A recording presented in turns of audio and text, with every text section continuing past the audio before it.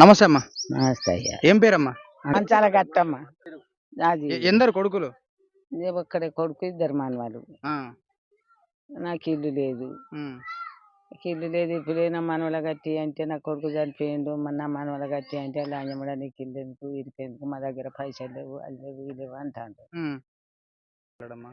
Revanth sir గెలిచిండు కదా, ఉమ్, అయితే ఇల్లు కట్టిస్తాను అన్నాడు. ఉమ్, అది బోర్లు వేపిస్తాను అన్నాడు.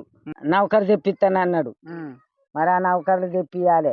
ఉమ్, ఈ పింఛన్లు 2000 ఇచ్చాక ఇప్పుడు 2000 ఇస్తాడు ఆయన, కానీ ఉమ్, నేను 4000 ఇస్తా, 3000 ఇస్తా, ఉమ్, మీకు ఇల్లు కట్టిస్తా, బోర్లు వేపిస్తా, ఉమ్, కరెంటు సప్లై చేస్తా ఉమ్, అంటే, ఏంది సారు మరి వెనకట్నే ఇందిరాగాంధీ వచ్చే మాకు నీళ్ళు ఎండబెట్టింది, ఉమ్, బాయిలల్లో నీళ్ళు ఎండిపోయినాయి, చెర్లల్లో పోయినాయి, అన్నీ పోయినాయి, మేము బాయిల పొంటి బంధాల పొంటి